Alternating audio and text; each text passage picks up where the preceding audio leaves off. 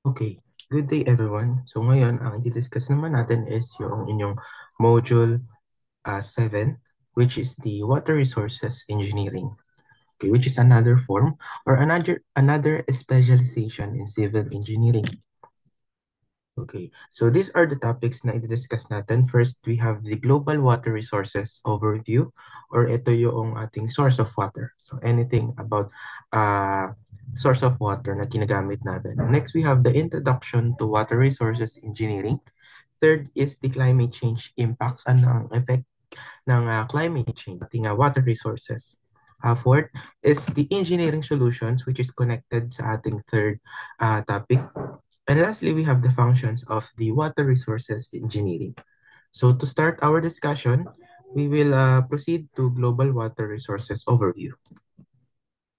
So dito, sabi dito for the surface water, we have 71% of the Earth's surface, yun ay surface water. No? Or in volume, we have 326 million cubic miles. So for fresh water availability doon sa may binanggit na surface water, only 3% lang ang fresh water. Okay, so of this, 2.5% is inaccessible dahil nasa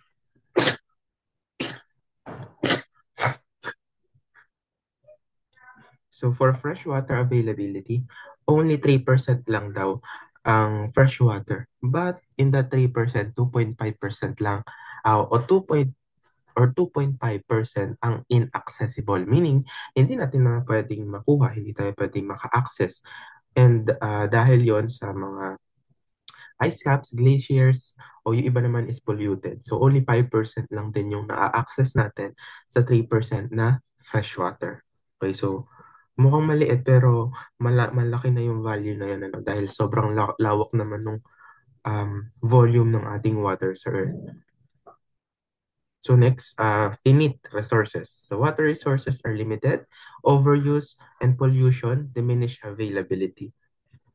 Okay, dito, syempre yung water natin, kahit sobrang dami yan, limited pa rin yan due to different factors. Of course, through time, nag increase ang ating population, meaning tumataas ang demand ng water and nakukonsume natin yung supply ng ating water. Yes, masyadong marami yung tubig natin, but darating tayo sa point wherein mauubos din siya or mahirapan tayong gamitin kasi nga limited na siya. So, different factors, yan, pollution. Siyempre, may mga waste water tayo. May mga waste galing sa mga company, sa mga factories na na-expose sa bodies of water. And then, nako-contaminate and nako-pollute, making the water non-potable. So, sa pollution ng water, andyan, na-expose siya sa mga plastics, sa mga waste na plastics, sa mga ah, radioactive substances, pharmaceutical products, mga waste nila doon.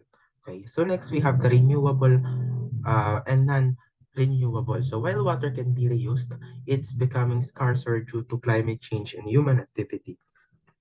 Okay? So dito, yung water natin kasi na makukonsume natin, but of course, pwede natin yung i-recycle o pwede natin siyang i-renew through the use of water treatment or in pag na-treat yung water natin, magagamit natin for agricultural and landscape irrigation. So mga non-potable application lang naman. So pwede natin gamitin na pang flush sa toilet. So with the use of water treatment facility, magagawa natin to. But of course, habang tumatagal kasi, kahit nare-reuse natin yung water, nagiging limited pa rin yung supply dahil nga may climate change. So pumapasok yung mga drought, yung mga tagtuyot, tumataas yung temperature natin, mas tumataas yung precipitation, ay yung evaporation activity sa bodies of water. Okay, so next is the sustainable practices, essential for maintaining water quality and quantity. Okay. So second, let's proceed to the introduction of water resources engineering. So pag sinabi nating water resources engineering, this is the study and management of systems, equipment, and techniques for controlling and preserving water resources. So dito nakafocus yung mga engineerings or mga engineers sa pag-manage ng pagkonsumo, sa pag-treat, minimake sure ng mga engineer sa water resources yung nakakakuha o nagkakaroon ng access ang bawat isang mapa humans or animals o even our agricultural, nabibigyan sila ng enough water. So nagde-design ng facilities, nagde-design ng projects in order to achieve that objective. So essential for ensuring safer water supply for human consumption, agriculture, and environmental health. So dito sa water resource engineering, kaya nasabi natin kanina, minimake sure na enough yung supply. But at the same time, minimake sure natin na safe yung water na i-consume ng human, of course, ng animals din, and the agriculture and environment. Okay. For the key responsibilities of water resource engineers, we have main three. Kumbaga, nasa tatlo ang kumbaga, responsibility nila. First is the water supply management. So dito sa water supply management, ina-analyze natin yung available ng water source. Inaaral din natin yung current and future demand on population growth. Siyempre, through time, hindi naman constant yung number of population natin.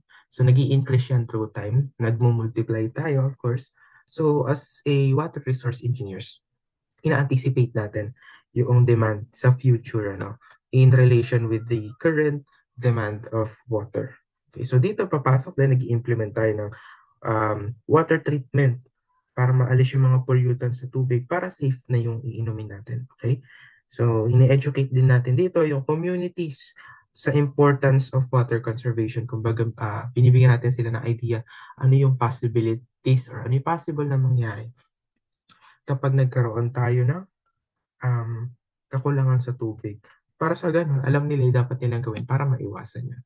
Okay, so, gaya dito sabi, designing and maintaining systems for human consumption. So, yung gaya na sabi natin kanina, yun yung ginagawa talaga ng water supply management.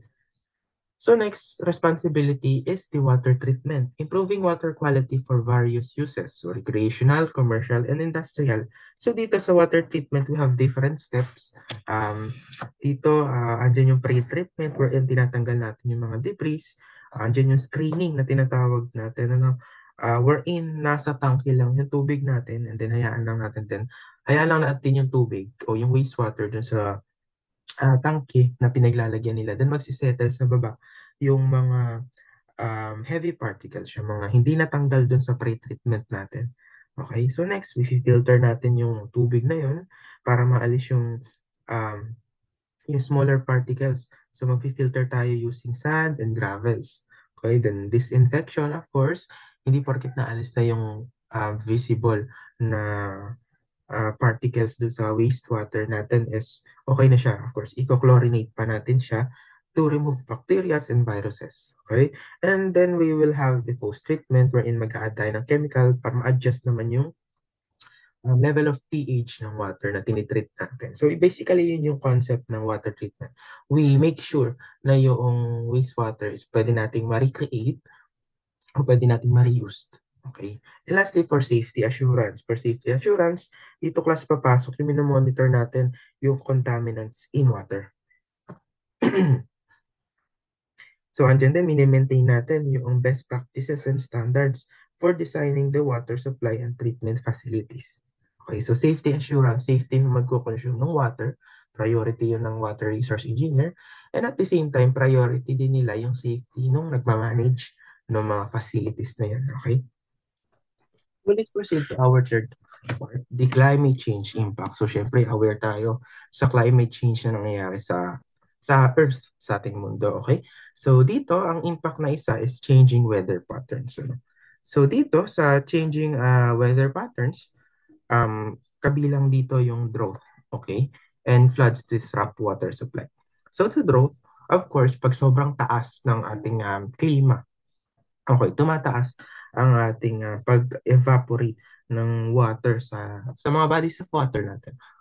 Okay, so may mga times na kung saan yung mga rivers and lakes natin totally nawawala ng tubig dahil sa tagtuyot. Okay, so yun yung impact ng climate change. So sa impact naman sa water availability, ayun, gaya ng sabi ko din kanina, yung rising temperature nag-accelerate ng evaporation rates. nire-reduce yung amount of available surface water. Okay? So nawawala yung mga pinagkukunan natin like um, rivers, mga lakes, nababawasan yung tubig natin, yung enough na supply. So fourth, ano ba yung ginagawa ng engineers or engineering solutions? Ano ba yung mga to? So we have three na example. Actually, marami pa yan. Pero ito lang yung ipipresent natin para, kumbaga, ito yung main na ginagawa usually sa engineering to address the concerns in climate change impact. Okay, first we have the desalination technologies. Ito po yung paghihiwalay o pagre-remove ng salt and other impurities from seawater or brackish water. So ano, para saan po ba yun? Para magkaroon tayo ng fresh water for human consumption and agriculture o consumption. Next, we have the water recycling system. Ginagawa yan for the purpose na ma-reuse yung water natin. Ano? So, tinitreat natin yung wastewater para ma-reuse yung water na yun sa irrigation in industry field. And then the advanced filtration techniques to remove pollutants and contaminants from water source. Sa mga collaborative approaches, we have three. So collaborate. Nakikipag-collaborate with other individuals. So first, interdisciplinary collaboration. Dito sa iba-iba yung discipline or in iba-iba yung profession, nagkakaroon ng collaboration in order to solve or to address issues and concerns when it comes to water resources. Okay, so civil engineering working with environmental scientists because mayroong mga bagay na alam si civil engineer na possible hindi si environmental and vice versa. Okay, so andyan din nakikipag-collaborate sila sa policy makers. So any profession. Okay, so as long as they have the same goal to solve the problems, so dyan papasok yung interdisciplinary collaboration. Next, we have the community involvement. So in a community, they must be aware, they must be informed sa mga activities in conserving water.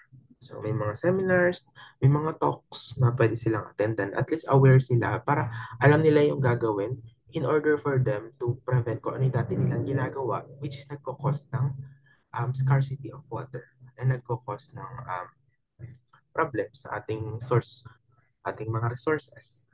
And lastly, we have the public awareness. So dito sa public awareness, parang ganun sa community natin na nai-involve yung community sa activity. But dito naman sa public awareness, ayun nga, they are aware on how to conserve water. Okay, ma-educate sila kung ano yung dapat gawin.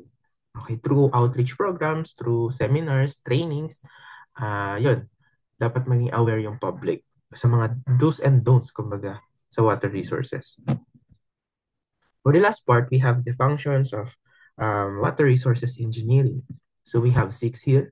First, the water distribution system wherein nagde-design tayo para ma-deliver natin yung water from treatment facilities to consumers. So consumer, mga households natin, business and industries. Okay? So dito, may mga involved na pipes, valves. So dinidesign natin talaga yung mga tubo kung paano nakakarating yung water from the treatment facilities to consumers, households. Okay. Next, we have the stormwater management wherein ina-strategize natin this is a strategy used to manage the quantity and quality of runoff water from precipitation events. Okay, so yung mga bumabagsak na tubig from rain or from ulan, okay, sa stormwater management, ina-analyze nila yun, tinidesign on how to properly, kumbaga, stock them. Kasi syempre, pag walang stormwater management, yung mga stormwater natin is nakabagsak lang sa daan, which is magkakos yan ng damage sa ating roads, pwede mag-cause ng accident, kasi exposed dun sa may ground na dadaanan ng mga sasakyan, magiging madulas yung daan na possible mag-cause ng accident. So, nagde-design tayo ng drainage systems, yung mga culverts and bridges for effective water conveyance. Usually, nasa gilid yan, nasa mas mababa na elevation. So, dadaan din yung stormwater and then mapa-proper disposal siya. Okay, so third, we have the floodplain and stream management. So, developing floodplain maps and management plans to mitigate flood risk. Okay, so dito naman, yung strategies naman natin dito is minimitigate natin yung flood risk. Okay, ini-enhance din natin yung ecological health ensuring to ensure land and water use in flood-prone areas. Okay, so may mga areas na talagang bahain. So in floodplain and stream management, nagde-design tayo on how to prevent and how to, kumbaga mabigyan ng solusyon yung mga flood-prone area na bahagyan ulan lang, biglang babaha na. So pasok din yung mga drainage, proper drainage system. Okay, ah yon dyan sa may floodplain and stream management na function of water resource engineering. Third, we have the rivers and reservoir management. This is the planning and implementation of strategies para ma-ensure natin, of course, yung sustainability ng ating rivers and reservoir. Okay, so since river and reservoir ang ating source of water, mini-make sure natin dito if nare-recreate ba ng maayos yung wastewater natin, yung supply ba natin ng water is enough pa ba? Okay? So, fifth, we have the groundwater development. So, sa groundwater development, meron tayong mga tinatawag na aquifers. Aquifer is nasa ilalim ng lupa. Sa aquifer, merong tubig na nakastock wherein nagagamit natin yun. So, if familiar kayo sa mga poso or pump, so doon galing yun. Ano, so, merong may mga water sa ilalim ng lupa. So kung napapansin nyo, naghuhukay tayo pag naghukay tayo, may mag expose ng water. Yun yung groundwater na tinatawag natin. Okay, sa iba-ibang lugar, class, is iba-iba yung depth kung saan makakahukay ka ng tubig. So yung iba, nakaka 1 meter ka pa lang, meron nang nag expose ng water. Yung iba naman, um, deeper than 1 meter, wala pa rin. So iba-iba yan. So dito sa groundwater development, um, uh, ini-enhance natin yung, o ini-utilize natin yung underground water. Meaning, ginagamit natin ng tama yung underground water natin. So, pati yung mga drinking water supply na galing sa underground, minamanage natin dito sa groundwater development. And lastly, we have the hydraulic structure design. So, dito pasok yung pagde-design ng dams. Ayan, mga locks, hydroelectric stations, levees, and erosion control measures. So, dito, ang purpose niya o ang ginagawa dyan is pinaplan, kinoconstruct lang yung mga nabanggit natin na mga structures.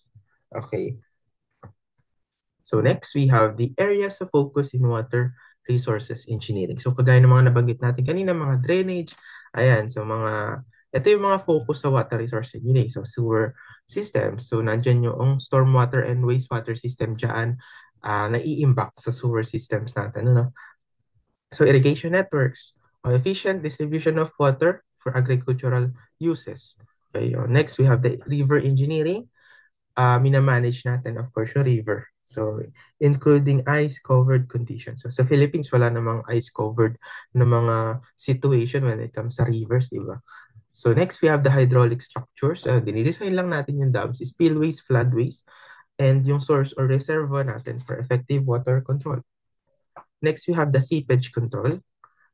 Minamanage natin yung groundwater na nasa ilalim sa mga aquifer. So actually, class, yung mga nababanggit ko ng aquifer, ayan, is ma-encounter nyo siya sa geotechnical engineering na subject din na nasa may portion doon wherein groundwater yung mapag-uusapan. Sir, bakit groundwater pero sa geotech which is about sa water?